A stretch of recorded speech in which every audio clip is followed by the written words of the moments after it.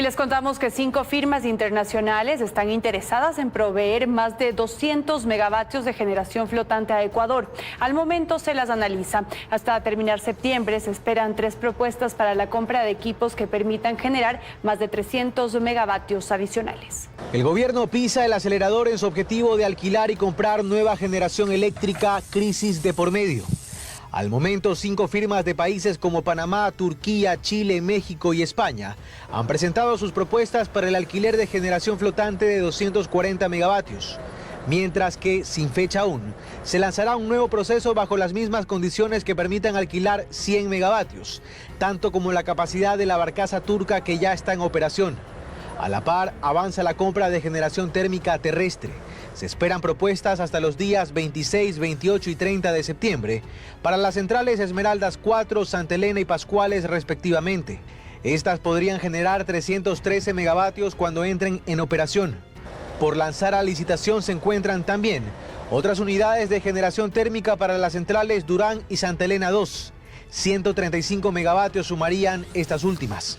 Estos procesos corresponden a la declaratoria de emergencia que hizo SELEC el 16 de septiembre pasado. La mira al menos 9 contratos que apuntan a generar 928 megavatios.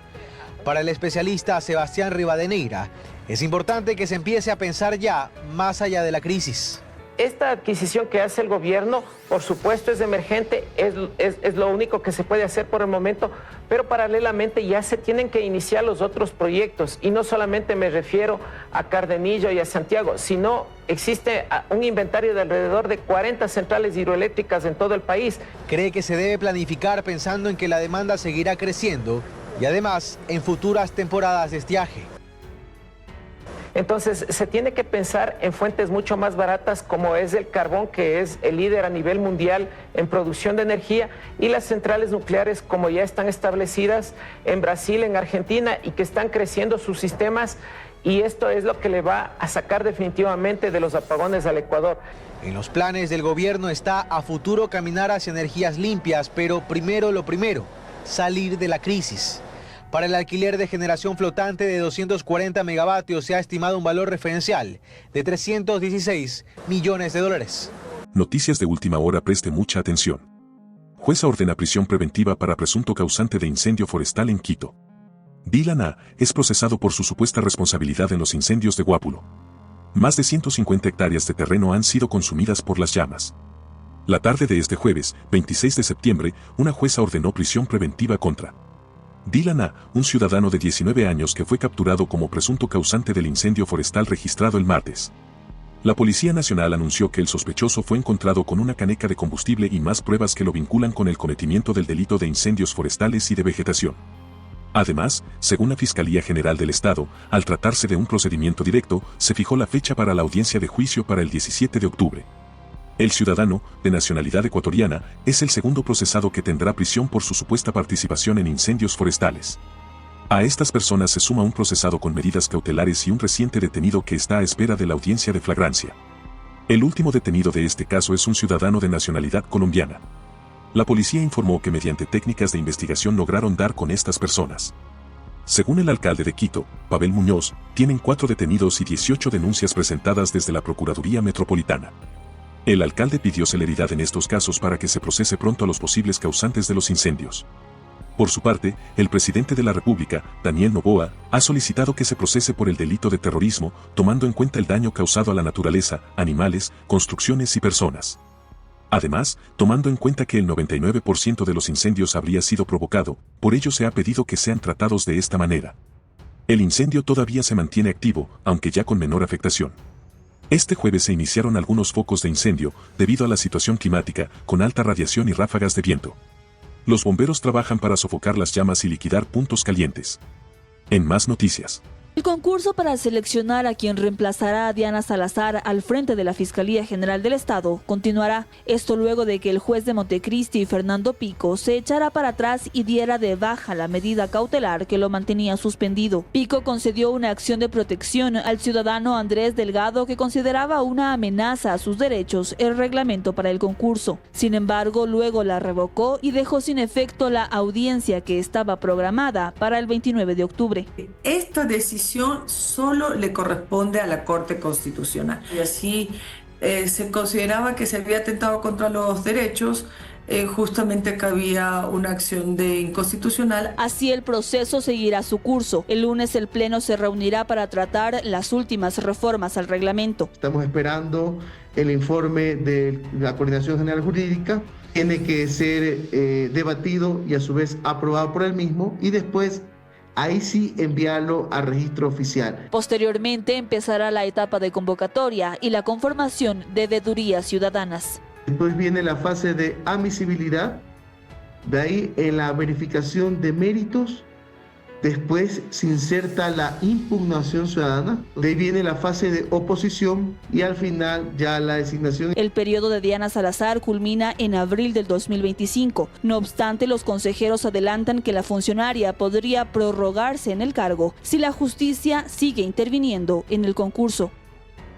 Personalmente lo veo complicado. Ahora, con la aprobación del reglamento, nos ha retrasado casi 7 días.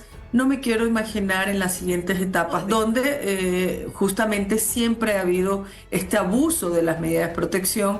La entidad denunció al juez Pico ante la Fiscalía por prevaricato y solicitó a la Judicatura su suspensión por error inexcusable.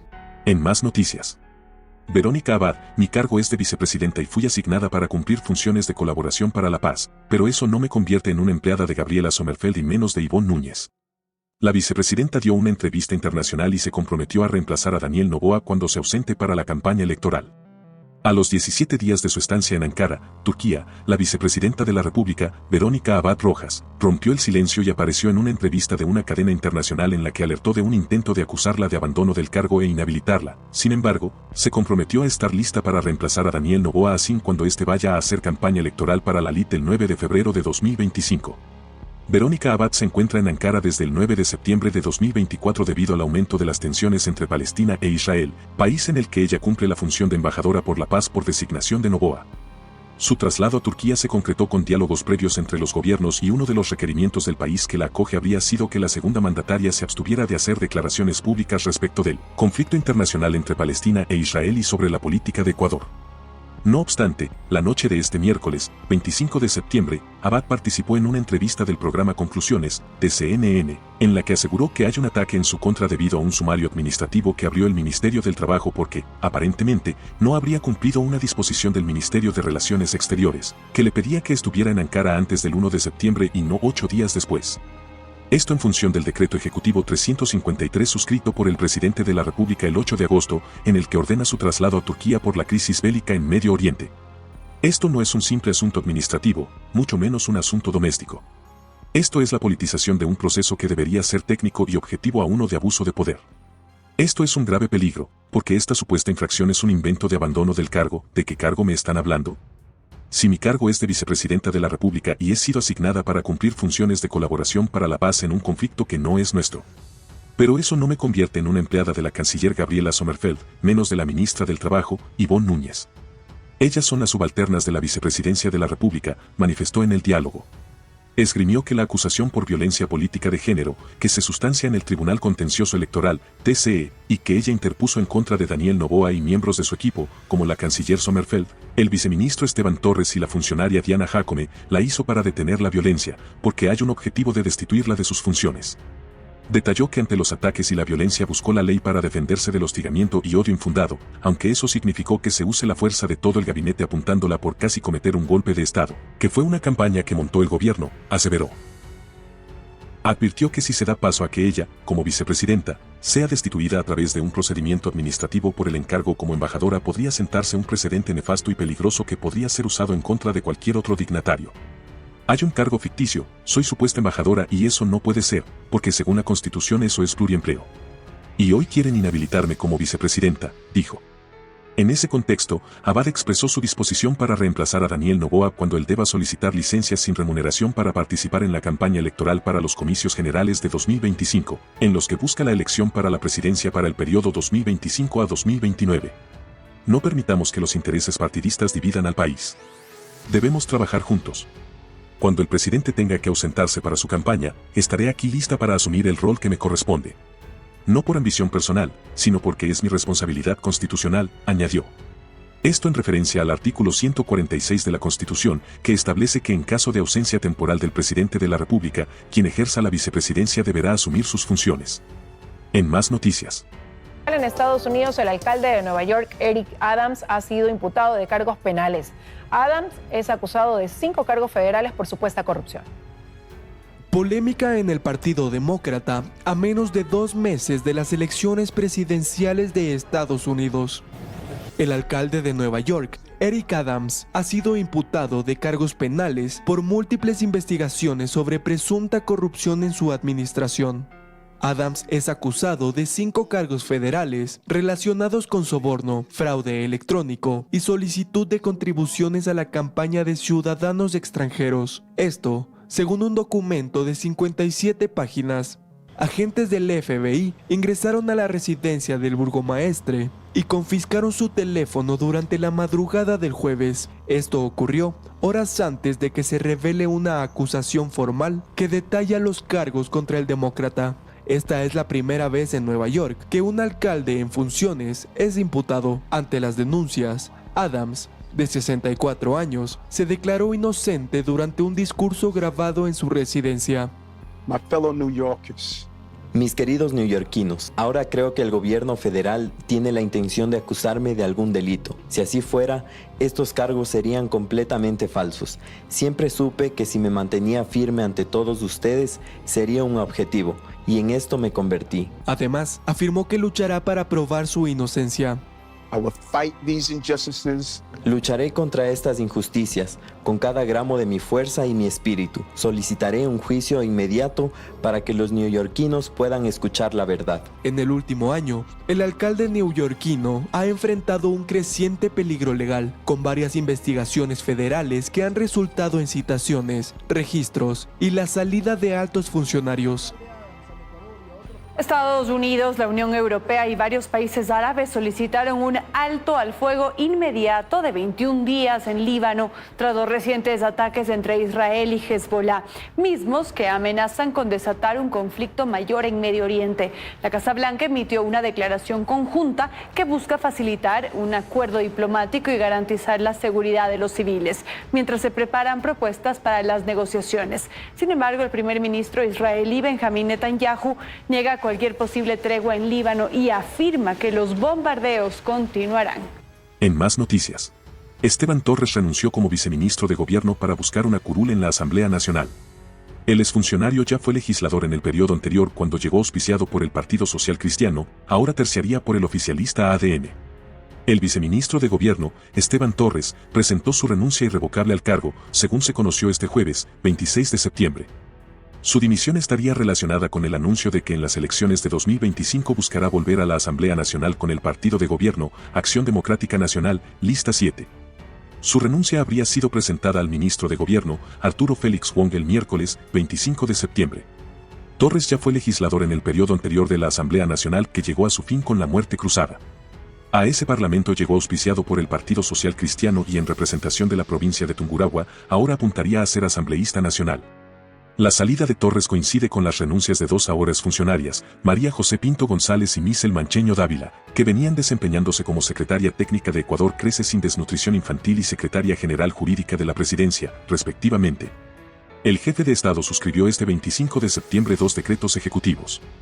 El decreto 404 agradece los servicios de María José Pinto González Artigas como titular de la Secretaría Técnica Ecuador Crece sin Desnutrición Infantil y designó, bajo la figura de encargo, a María de Lourdes Muñoz Astudillo.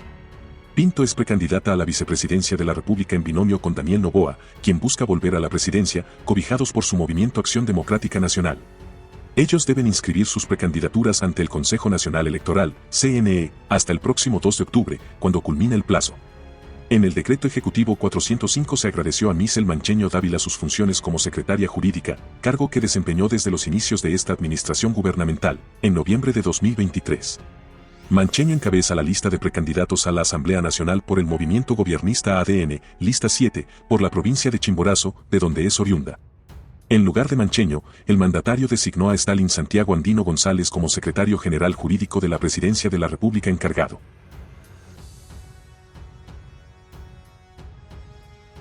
Tenemos más información. El sistema de justicia se encuentra sin un plan de contingencia por los apagones. Usuarios y funcionarios del sistema se ven afectados por la reprogramación de audiencias durante los cortes de energía. El sistema judicial sigue sumando más quejas por la suspensión de audiencias debido a los cortes de energía. Aquí en el complejo judicial Albán Borja, donde nos encontramos, el sistema y también el cronograma de cortes de suministro de electricidad pues permitió que la atención solo llegue hasta el registro de firmas tanto para abogados como procesados que tenían pues previsto audiencias desde horas de la mañana. Aquí en este punto de la ciudad de Guayaquil, al norte, el suministro se va desde las 9 de la mañana y retorna a las 3 de la tarde. Solo les quedó aprovechar el tiempo para limpiar aquí en el complejo judicial Albán Borja, al norte de Guayaquil, donde la interrupción del suministro eléctrico este miércoles 25 de septiembre inició desde las 9 de la mañana, tomando por sorpresa a los usuarios de esta entidad judicial. En estos momentos el complejo está sin luz. Sin luz. Es decir, que ni siquiera las audiencias telemáticas se están realizando. No. Y aquí la preocupación del abogado Marcel del Pozo, pues detalla que para esta jornada tenía previsto 2 audiencias, uno a las 9 de la mañana y otra a las 11. Ambas fueron suspendidas. Con esto ya suma 5 procesos que han sido reprogramados tan solo en esta semana. Ayer tuve una audiencia telemática y no se pudieron contactar ellos. Nosotros sí estábamos conectados y ellos no. Este mismo caso lo escuchamos en varios usuarios, pero es peor sobre todo para aquellos que vienen de otras provincias.